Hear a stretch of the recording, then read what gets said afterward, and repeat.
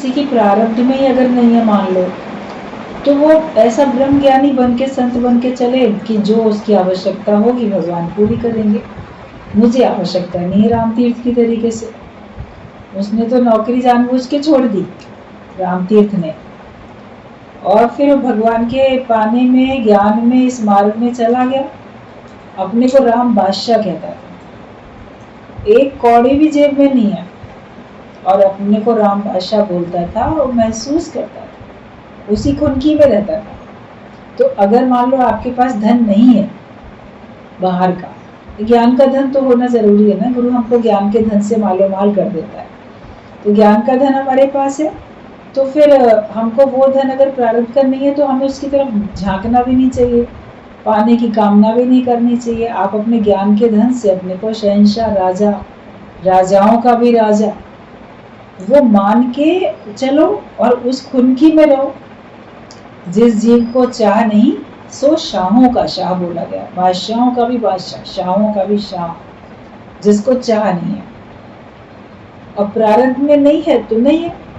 राम तीर्थ ने बोला कि सारे जितने खजाने हैं, जितनी बैंक है, उसमें जितने पैसे रुपए हैं, वो सब मेरे हैं, लेकिन मुझे चाह नहीं, मुझे आवश्यकता नहीं है, इसलिए मैं चेकबुक पासबुक रखता ही नहीं हूँ अपने पास, क्योंकि वो जरूरत नहीं। लेकिन जहां रखे वो सब मेरे ही तो हैं, हर रूप में मैं ही इस्तेमाल कर रहा हूँ। तो इतना निरीक्षापन ब्रह्म ज्ञानी के अंदर हो, और इतना अकर्ता भाव हो, इतना अंदर में भरपूरता का अनुभव करे, अपने को बादशाह समझे, ये ज्ञान के धन से मिलता है। तो अगर आपके पास प्रारब्ध में नहीं है तो रोते क्यों हो, फिर परेशान क्यों होते हो? पैसा होना चाहिए, मांगना पड़ता है, मत मांगो। देखो तुम्हारी जरूरत भगवान पूरी करते हैं कि नहीं करते हैं, लेकिन वो तब पूरी करेंगे जब तुम ज्ञान के कार्य में लगोगे। अब ज्ञान का कार्य भी ना करो, ज्ञानवान भी ना बनो, और संसार में भी आप पुरुषार्थ करके धन कमाने की कोशिश ना करो। अकर्मण्य होके, निठल्ले होके, सुस्त आलसी होके बैठ जाओ, तो फिर भगवान नहीं करेगा। लेकिन जब तुम भगवान के मार्ग में लगे हो, ज्ञान के मार्ग में लग गए, तो देखो आपकी आवश्यकताएं कैसे नहीं भगवान पूरी करता है। तुम भजन करो तो भोजन की थाली तुम्हारे पीछे पीछे घूम रही है, तुम नहीं भी मांगोगे तो भी लोग बोलेंगे अरे इतना सा खा लीजिए, इतना ले लीजिए, हमने प्यार से बनाया, आज घर में ये चीज स्पेशल बनी, हम तो आपके लिए लाए हैं, आप खाओ। तो ब्रह्मज्ञानी बोलेगा नहीं कि लाओ मेरे लिए बना के ले आना, मगर आपके अंदर ऐसा श्रद्धा भाव, प्रेम भाव आएगा कि आप ले आओगे, तो उसके अंदर से भगवान ने प्रेरणा दी, वो इच्छा रहित होके बैठा है, आप प्यार से ले आते हो। तो जितने प्यार से आप ले आते हो तो ब्रह्मज्ञानी उतने प्यार से स्वीकार भी कर लेता है। एक दृष्टांत था कि एक आदमी ने संत से पूछा कि हमें दुनिया में कैसे रहना चाहिए, कैसे भगवान खुश होंगे। बोले भगवान कैसे खुश होंगे, क्या करें जो भगवान खुश होंगे। तो उसने कहा अच्छा ठीक है, तुम्हारे सवाल का जवाब हम तुम्हें देंगे, कल तुम ऐसा करना हमारे लिए भोजन बना के ले आना, फिर हम भोजन खाएंगे, तब तुमको तुम्हारे सवाल का जवाब भी देंगे। सत्संग में तो सत्संग ही चल रहा है, तुम्हारा क्वेश्चन का आंसर हम अलग से दे देंगे, कल तुम भोजन बना के लाना। बड़ा खुश हो गया, संत ने कहा भोजन बना के, बड़ा प्यार से 36 प्रकार का बढ़िया उसने पकवान भोजन सब बनाया, और टिफिन भर के वो लेके गया संत के पास, उसके आश्रम में। तो उसने फिर खोल के डब्बे अच्छे से परोस के सब दिया, संत जी भोजन लाए आपके लिए। तो संत ने क्या किया, भोजन की थाली, अब आश्रम है, आश्रम में ऐसे जंगली कुत्ते भी घूमते रहते हैं, गाय कुत्ते सब घूमते रहते हैं, गाय तो पाली जाती है मगर वो भी कुत्ते भी पल जाते हैं, तो वो घूमते रहते हैं। तो संत ने वो भोजन की थाली जो थी वो पूरी की पूरी कुत्तों के आगे डाल दी, खुद नहीं खाई, और उससे बहुत अच्छे से प्यार से बात करने लगा। अब उसका मन चले, संत जो बोल रहे हैं जवाब तो दे रहा है, मुस्कुराना भी पड़ रहा है, गुरु को कह कैसे सकता है कि ये आपने क्या किया, हमने आप तो था भोजन आपके लिए लाए थे, आपने उठा के वो घूम रहे थे उनके आगे डाल दिया, वो लोग खा रहे। तो बड़ी अच्छे से उसने व्यक्ति से तो बात खूब कर रहा है, घर का हाल चाल, उसका हाल चाल, ज्ञान के बारे में बातें, कितना निश्चय हुआ, सब बातें कर रहा है, लेकिन भोजन नहीं खा रहा उसका। तो थोड़ी जितनी देर वो बैठा, बोला ठीक है अब जाओ। तो उसका मन खिन्न था कि मैं इतने प्यार से लाया, इन्हीं ने कहा था लाने के लिए, और खाया भी नहीं। तो जब वो जाने लगा तो संत ने कहा, अरे सुनो, कल हमारे लिए अच्छा सा भोजन लेके आना। तो बोला ठीक है गुरुदेव। अगले दिन फिर उसने बढ़िया तरीके से बनाया कि कल दे दिया था कुत्तों को, शायद आज खाएगा। तो जैसे वो लाया अगले दिन, तो संत ने लपक के उसका टिफिन ले लिया, उसको देख रहा है और उससे बातें नहीं कर रहा है, न देखा, न मुस्कुराया, न बात की, बस खाने में ध्यान रखा।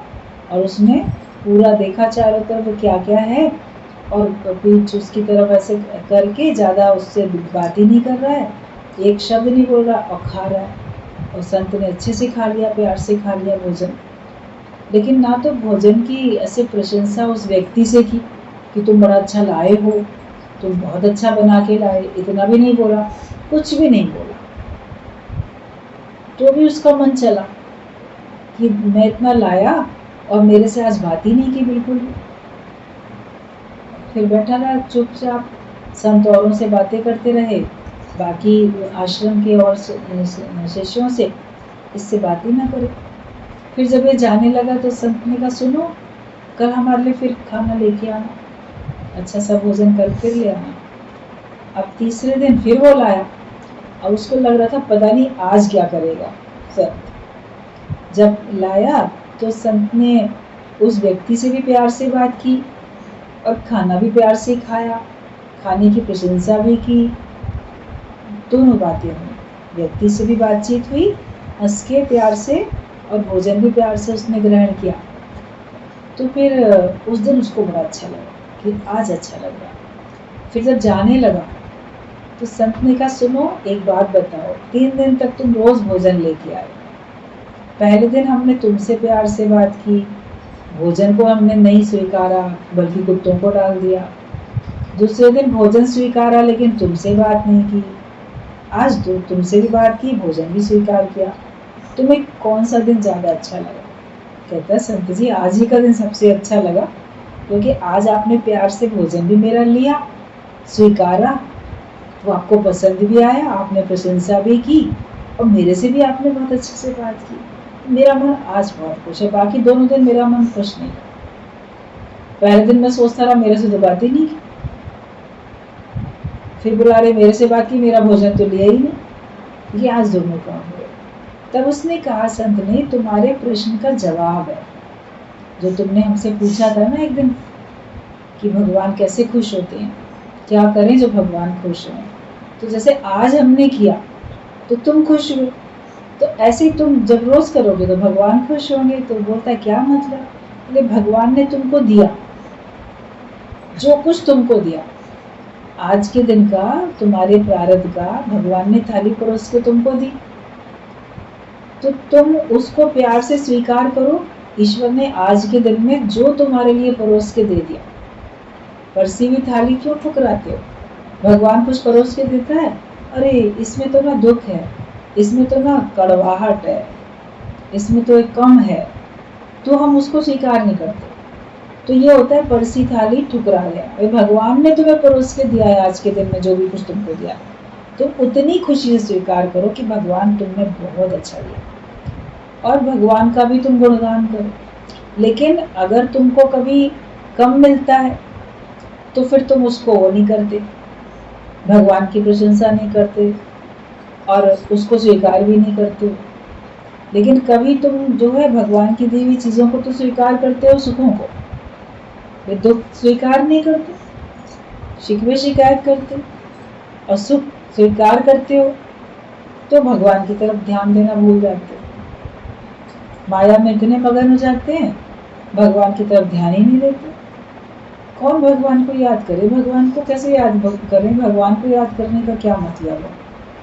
माया को याद करने में लगे पड़े।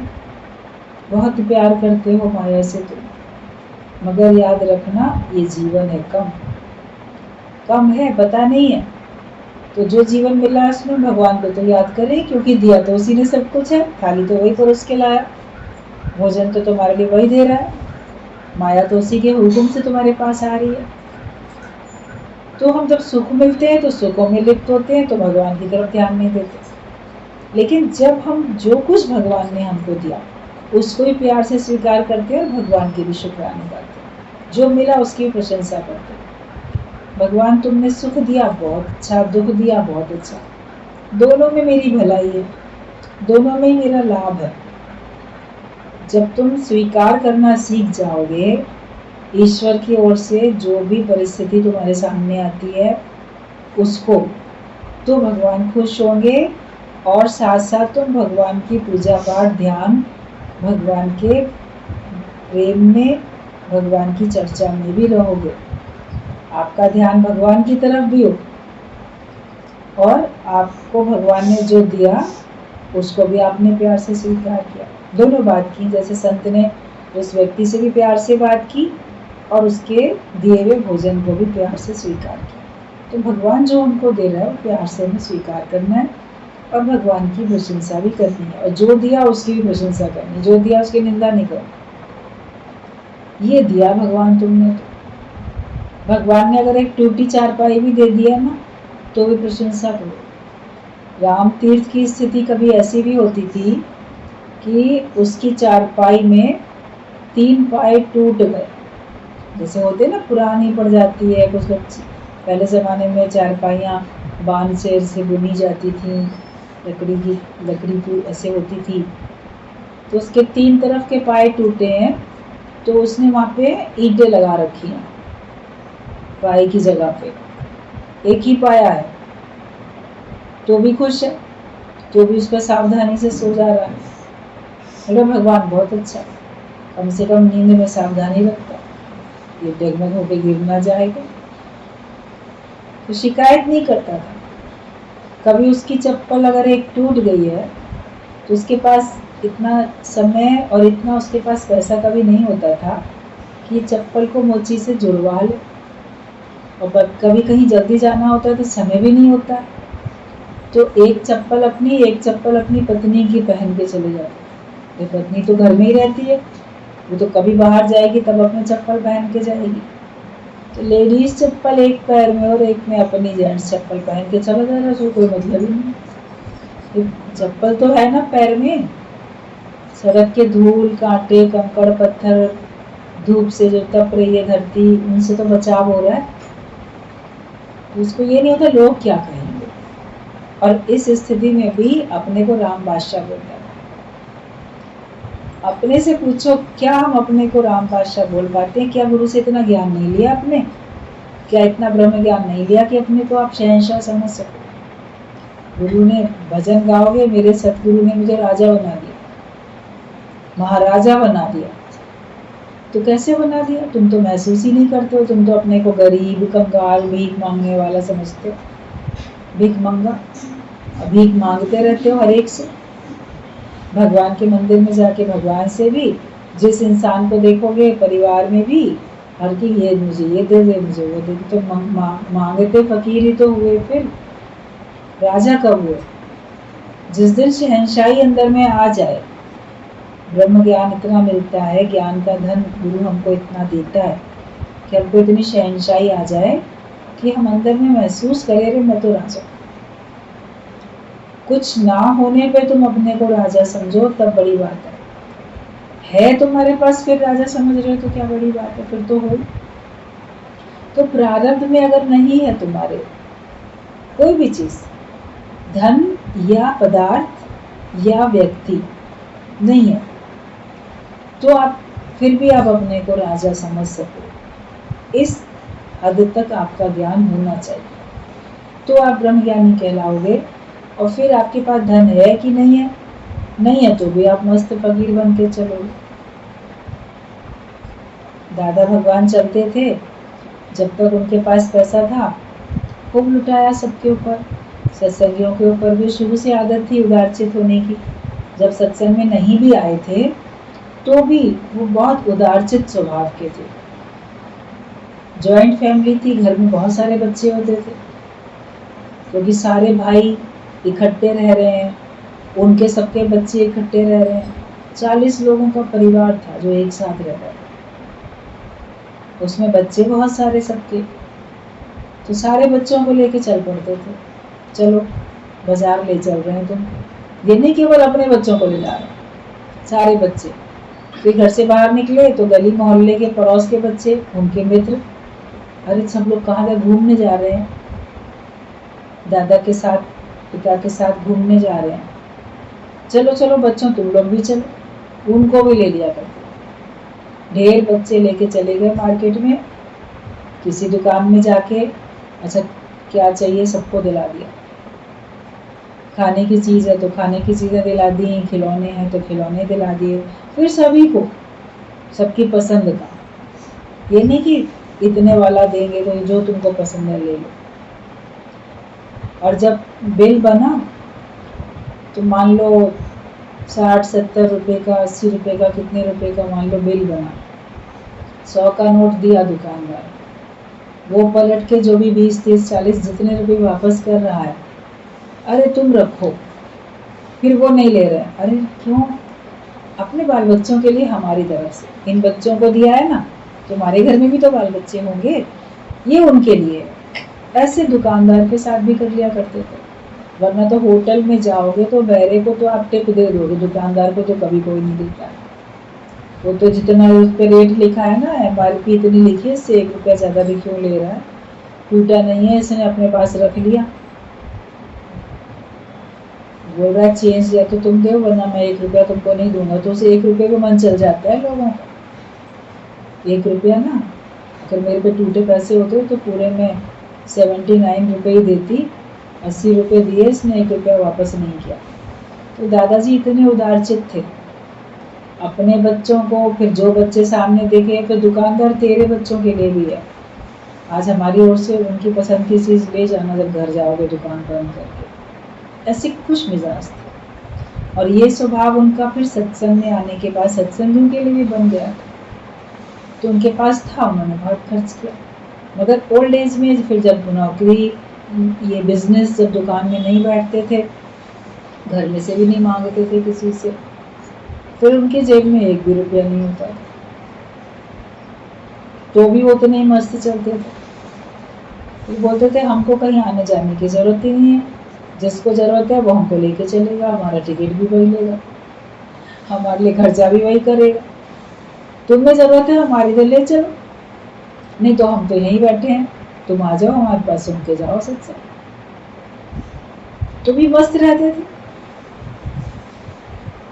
कभी एक बार गुरुजी ने बताया लखनऊ में आए, तो फिर आए थे, उसके बाद उनको शेव बनाने के लिए बार्बर के पास जाना था लेके, बोले ठीक है दादाजी को ले चलेंगे, कभी कभी ऐसे कहीं कहीं से आ जाते हैं घर में, कभी नहीं भी रहता बंदोबस्त स्वयं का, और उनसे जो भी था, तो गजवानी जी के साथ जाना था। तो कहते हैं इनसे, मीरा भगवान से, बोलते अरे मीरा हमारी जेब में कुछ रुपए तो रख देना, बार्बर के पास जा रहे हैं, जरूरत पड़ेगी, उसको तो देना होगा। तो बाकी सब लोग हंसे, बोला दादा आप क्यों चिंता कर रहे हैं, आपके संग वो जा रहा है ना। गजवानी अंकल बोले, कहते हैं आप क्यों चिंता करते हैं, ये जेब भी तो आप ही की है। मतलब उनकी जेब में 1 रुपया भी नहीं होता था, और उस समय कभी ख्याल आया अरे नहीं कुछ पैसे तो डाल दो हमारे जेब में, नाई के पास जा रहे हैं दाढ़ी बनवाने, तो वो इतना भी नहीं रखते थे। और तो भी जब तक उनका जीवन रहा, कितने शहंशाहों की तरीके से भगवान ने रखा, मांगा भी नहीं किसी से, बच्चों से भी नहीं मांगा, बेटों से भी नहीं मांगा कि हमको हर महीने का खर्चा पानी अब दो तुम, जब हम दुकान में नहीं बैठते हैं, और तुम लोग को सब सौंप दिया है, तुम लोगों उसमें अच्छा कमा रहे हो तो हमें दो तुम, कुछ नहीं। अपने सारे सब अकाउंट वगैरह भी सब उधर कर दिए उन्होंने। उस समय की बात थी, समय समय की बात होती है। और जब कोई निष्काम कार्य में इतना अधिक बढ़ जाता है, तब फिर उसकी स्थिति ऐसी बनती चली जाती है, मतलब एक भी साइन कहीं भी हमारे करने की अब जरूरत नहीं है। अगर तुम ऐसे जीते जी मुर्दा बन के रहो कि तुम्हें कहीं भी साइन करना ही ना पड़े, तुम्हारे साइन के बिना काम चले।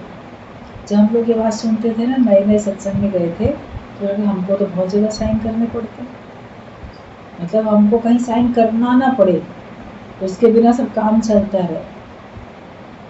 ये कैसे होगा? जब उतना आपका कार्य बढ़ जाएगा, एक तरफ से कार्य बढ़ता जाता है तो संसार का कार्य छूटता है, वरना सब जैसे चल रहे हो उसमें आप निर्लेप न्यारे हो के चलो। है अगर राजा जनक की तरह आपके पास, तो निर्लेप न्यारे होके चलो, उदारचित होके चलो, खर्च करना सीख सको, खर्च कर सको, उसमें खुश हो सको और अटको नहीं उसमें। नहीं है तो भी उसमें मन अटकता है लोगों का, है तो भी मन अटकता है। ब्रह्मज्ञानी का होने में ना होने में, माया हो या ना हो, उसका मन माया में अटकता नहीं।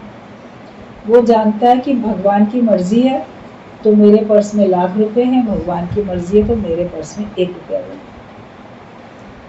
ये सब ईश्वर की मर्जी है तो पता नहीं इसमें किस किस का हिस्सा है। जो कुछ उसके पास है, उसके सामने जो आ जाता है, वो हर एक को अपनेपन से, भगवत भाव से उसके ऊपर वो खर्च कर देता है, खिला पिला देता है जो उसके पास है। कभी उनके पास कभी कोई चीज़ आती थी तो सत्संग में ले जाते थे, सबको बांट दिया। आज ना घर में ये चीज़ थी, कोई भी अच्छी चीज़, कोई मिठाई, कोई केक, कुछ और जो बना हुआ कुछ मिलता था तो उदारचित होकर सबको दे दिया करते। घर वाले बोले हम लोगों ने भी चखा भी नहीं था, दादा पूरा ले गए, पूरा सत्संग में बांट के चले आए। तो ऐसा उनका स्वभाव था। ब्रह्मज्ञानी की सबकी अपनी अलग अलग लीलाएं होती हैं, उनके अलग अलग कर्म होते हैं, अलग अलग स्वभाव होते हैं, उसके हिसाब से वो करते हैं। लेकिन एक कॉमन बात होती है कि ज्ञानी कहीं पे अटकता नहीं। तो अपने को ऐसे निर्लेप न्यारा बना के चलो, कहीं पर भी अपने को अटकाओ नहीं। फिर आपके पर्स में होगा पैसा, उसका सदुपयोग गुरु करना सिखाता है। समय के हिसाब से थोड़ा सा ज्ञान आपके लिए बदलता रहता है। हम बोलोगे हमें कुछ रखना ही नहीं है, हमको तो अपनी साइन करनी ही नहीं है, वो सहजता में अगर वैसा हो जाए तो ज्ञानी खुश है। लेकिन अभी जो इस समय गुरु का ये कहना होता था कि आप अपने को बिल्कुल खाली भी नहीं करके चलो, अगर है तो आप उसको रखो, आपके बाद जिसको लेना होगा वो ले लेगा। क्योंकि दुनिया में तो एक दस्तूर बन गया ना, बाप बड़ा ना भैया, सबसे बड़ा रुपया, कोई किसी का नहीं है, सब माया के मुरीद है, माया के दीवाने हैं। बहुत धन दौलत किसी के पास है तो उसकी जी हजूरी करेंगे, ये हमको दे देगा। और कई तो ऐसे लुटेरे डकैत होते हैं कि पहले ही छीन लेते हैं, माँ के गले में से भी सोने की चेन छीन लेंगे, प्रॉपर्टी ले लेंगे, ज़बरदस्ती लिखवा लेंगे। वो सगे बेटे ही डाकू बन जाते हैं। आप लोग देख ही रहे, कलयुग में सब हो रहा है हाल चाल। तो हर एक का अपना अपना, जैसा घर, जैसा परिवार, जैसा स्वभाव, जैसी परिस्थिति, उसके हिसाब से हर एक को अलग अलग बात बताई जाती है। जैसे डॉक्टर हर एक को अलग अलग दवाई देता है, बाहर से देखने में तो सबको बुखार है, लेकिन डॉक्टर उसका टेस्ट करके सबको अलग अलग दवाई देता है। किसी को मलेरिया है, किसी को टाइफाइड है, किसी को वायरल है, किसी को कुछ है। सिम्टम तो बुखार के ही दिख रहे हैं।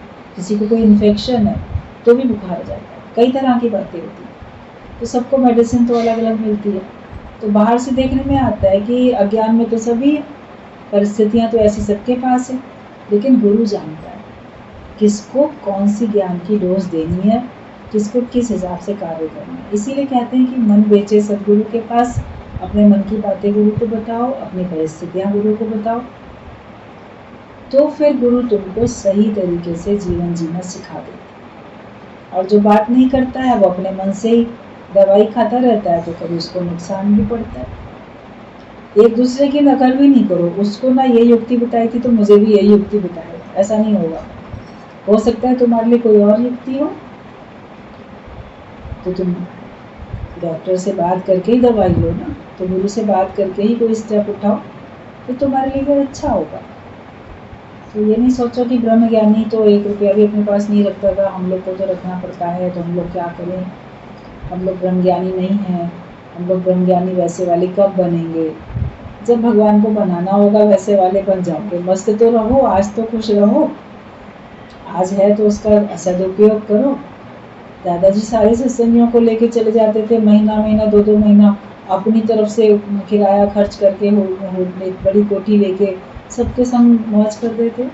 था तो मौज तो कर रहे थे, ये थोड़ी बोल रहे थे कि मैं एक भी, शुरू से थोड़ी बोलते थे कि मेरे पास एक भी नहीं हो तो मैं तभी ब्रह्म ज्ञानी हूँ।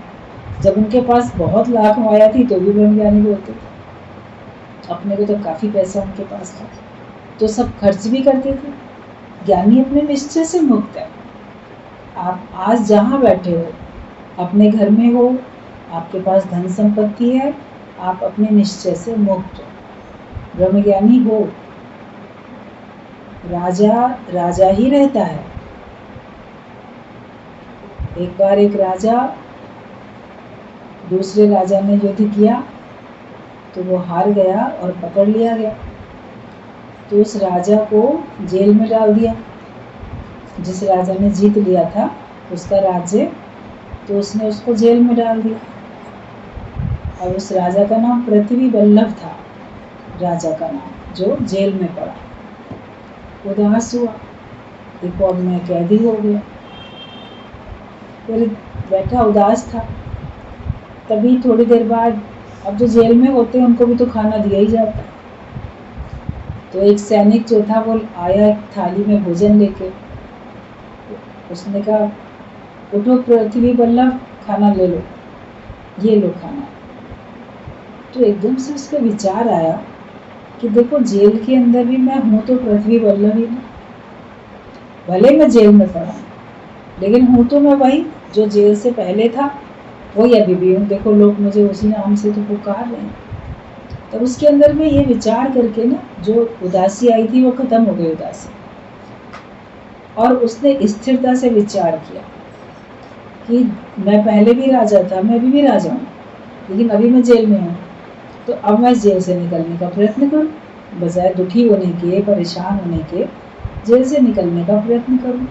फिर वहीं बैठ के, जेल में बैठ के उसने योजनाएं बनाई।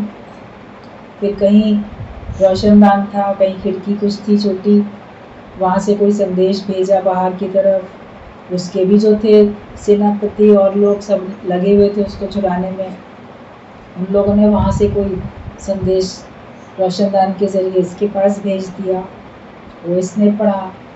फिर कैसे न कैसे करके वो वहाँ से निकलने में कामयाब हो गया। जब उसने स्थिरता से विचार किया कि इस जेल से मैं कैसे छूटूं, तो वो निकल पाया और उसको मदद भी मिल गई, क्योंकि और लोग उसको निकालने में लगे हुए थे, उसने भी चाहा, तब छूट गया। तो सिद्धांत बताते थे गुरु जी कि तुम भी देह की जेल में हो, लेकिन तुम हो तो वही राजाओं का राजा, आत्मा तो तुम अभी भी हो, ब्रह्म तो तुम अभी भी हो। जब तुम निराकार हो तो भी ब्रह्म हो, जब तुम साकार हो तो भी ब्रह्म हो। मतलब जेल में आ गए, देह की जेल में, तो भी तो हो तो तुम वही ब्रह्म स्वरूप ना। फिर हम उदास क्यों हो जाते हैं?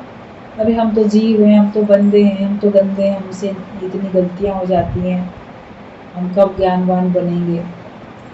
मैं अभी जेल में रहते हुए, देह में रहते हुए मैं हूँ वो ब्रह्म स्वरूप। ये विचार करोगे तो तुमको शक्ति आएगी। फिर बंधन से छूटने का तुमको कुछ उपाय अंदर में सूझेगा। गुरु भी मेहनत करता है तुम्हारे लिए, तुम भी मेहनत करो। सारी प्रकृति तुम्हारे लिए मदद करती है, तो आप ज्ञानवान फिर बनते हो और आप देह रहते हुए भी देह से अलग हो जाते हो। तेरी महफिल के दीवाने नशे में चूर रहते हैं, वो इस दुनिया में रहने पर भी दिल से दूर रहते हैं। आप इस दुनिया में रहते भी हो, लेकिन आपका दिल इस दुनिया में नहीं लगता। आपका दिल तो भगवान से ही लगा हुआ है। आप हर समय भगवान के भाव में रहते हो, भगवत भाव में रहते हो। तो उस भगवत भाव में ही सबको रहना है, भले आपके पास धन है तो और धन नहीं है तो। ज्ञान का धन भरपूर है, उसको लेने के लिए रोज सत्संग में आते हो। गुरु ज्ञान का खजाना रोज लुटा रहा है, तुम लोग लूट रहे हो, तो तुम लोग सबसे अच्छे धनवान हो। तो तेरे पास है हीरे मोती, मेरे मन मंदिर में ज्योति, कौन हुआ धनवान? फिर कौन धनवान है? जगत वालों के पास हीरे मोती हैं, तुम्हारे पास तुम्हारे मन के मंदिर में ज्ञान की ज्योति है, तो कौन धनवान है? तुम ही धनवान हो, सबसे अधिक धनवान तुम ही हो, जो तुम ज्ञानवान हो। आगे गीता भगवान के पत्र में है, मांगने से मरना भला है, तो तुम दान देकर किसी को फकीर क्यों बनाते हो? ना तुम मांगो ना किसी को मांगने दो। तुम भिखारियों को दान देते रहते हो तो वो लोग मांगते ही रहते हो, तो मांगने से तो मरना भला है। तो ना तुम मांगो किसी से, और जो ये बिजनेस बना लिया मांगने वालों का, तो उनके साथ भी तुमको देने की आवश्यकता नहीं है, वरना तुम उनको और भिखारी बनाते चले जाओगे। तुम सोचोगे हम तो अपना सत्कर्म कर लें, हम तो अपना पुण्य कर्म कर लें, और इनका मांगने का तो धर्म ही है, बिजनेस है इनका, ये तो मांग ही रहे हैं, हम दे दें तो हमारा तो सत्कर्म खाते में आ जाएगा, हम 1 देंगे हमको 10 मिल जाएगा। तो बल्कि हम उनको भिखारी पने से छुड़ा नहीं रहे। तो तुम देकर किसी को फकीर क्यों बनाते हो? ना तुम मांगो और ना किसी को मांगने दो। ज्ञान में बड़ा छोटा कोई नहीं है, तो भी अहंकार गंवाने के लिए हर एक अपने को झुकाता है कि मैं कुछ नहीं हूँ और तुम सब कुछ हो। ज्ञान में ना कोई बड़ा ना कोई छोटा, जो तू है सो मैं हूँ, जो मैं हूँ सो तू है। लेकिन फिर भी हर एक अपने अहंकार को गंवाने के लिए अपने को गुम करता है कि नहीं मैं कुछ नहीं हूँ, तुम ही सब कुछ हो। जब तक ये भाव नहीं रखोगे तब तक तुम्हारा अहंकार फिर जाएगा नहीं। तो अपने अहंकार को गंवाने के लिए हमें अपने को झुकाना पड़ता है कि मैं कुछ भी नहीं हूँ। आप बोलोगे कैसे नहीं हूँ मैं कुछ भी, मैं तो सब कुछ हूँ। लेकिन तुम अभी अपने को अहंकार से रहित कहाँ कर पाओगे? जब अहंकार से रहित तुम हो जाओगे तो मैं हूँ कि मैं नहीं हूँ ये बोलने की भी जरूरत नहीं पड़ेगी।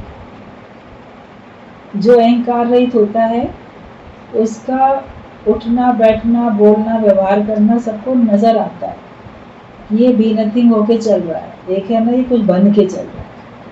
आप लोग भी ऑब्जर्व कभी करो तो आपको पता चलेगा, ये ना अपने को कुछ बना के अपने को कुछ मान के चलता है, मैं फलाना सेठ हूँ, मैं बड़ा ऑफिसर हूँ, मैं ये हूँ। उसके चाल ढाल से आपको पता चलता है ये कुछ बन के चलता है या मिट के चलता है। एक होता बिल्कुल नम्रता भाव में जा रहा है, झुक के चल रहा है, अंदर हृदय से झुका हुआ है, हर एक को मान सम्मान दे रहा है, हर एक को अपने से अधिक वैल्यू दे रहा है। उसकी बोलचाल से उसके हालचाल से सब चाल ढाल से पता चल जाता है।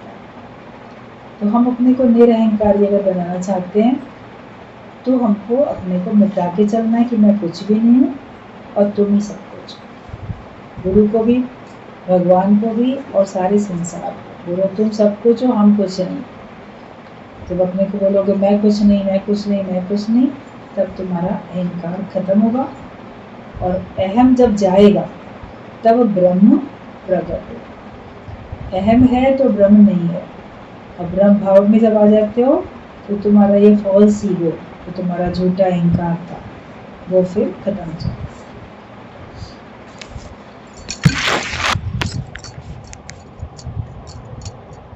आगे पत्र में है